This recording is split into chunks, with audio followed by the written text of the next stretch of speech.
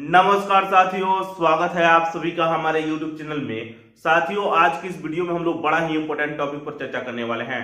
दोस्तों, आप सभी के जानकारी के लिए बता दूं कि आज की इस वीडियो में हम लोग बात करने वाले हैं stand up comedian Kunal Kamra के एक विवादित बयान को लेकर के।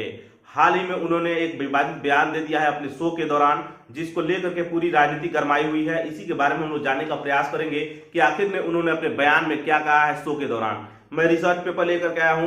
उन्होंने दरअसल एक पैरोडी कही है। पैरोडी जान लीजिए क्या होता है। पैरोडी एक प्रकार की विधा है, ध्यान रखिएगा, एक टेक्निक है जो साहित्य और कला में कलात्मक चीजों को दिखाता है। जैसे कि मान लीजिए कोई मूल कृति है, कोई मूल रचना है, या कोई शैली है, कोई व्यक्ति है, फिल्म मान लीजिए कोई मूल फिल्म है और उसी को हास्यास्पद तरीके से प्रेजेंट किया जाता है, तो उसी को पैरोडी के नाम से जाना जाता है।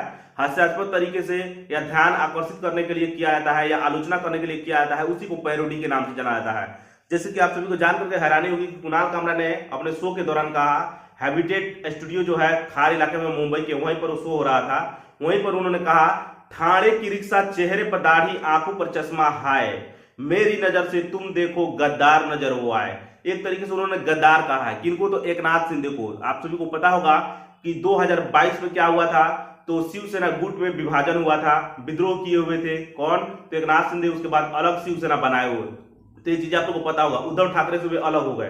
तो भोली सी सूरत आंखों में मस्ती जो ये सॉन्ग है, उसी की ये पैरोडी उन्होंने कहा था और इसी पैरोडी में उन्होंने गद्दार कहा है एकनाथ शिंदे को। इसी को लेकर के विवाद हुआ और बाद में जिस स्टूडियो में उन्होंने इस शो को परफॉर्म किया था, उस स्टूडियो में तोड़फोड़ की गई शिवसेना के द्वारा। उद्धव ठाकरे के गुट द्वारा नहीं, ध्यान रखिएगा, एकनाथ शिंदे की गुट वाली शिवसेना के द्वारा आपको हैबिटेट स्टूडियो में काफी ज्यादा तोड़फोड़ की गई। ये सारी घटनाएं सामने निकल करके आ रही है, तो चीजें ध्यान रखिएगा। देवेंद्र फडणवीस जो महाराष्ट्र के मुख्यमंत्री हैं, उन्होंने भी कहा है कि कॉमेडी करने की आजादी तो है, लेकिन किसी व्यक्ति को टारगेट नहीं किया जा सकता है। इसे व्यक्ति की आजादी के लिहाज से नहीं देखा जा सकता है। आप इस बारे में क्या सोचते हैं? कमेंट बॉक्स में लिखिए। चलिए मिलेंगे नेक्स्ट वीडियो में। नमस्कार, धन्यवाद।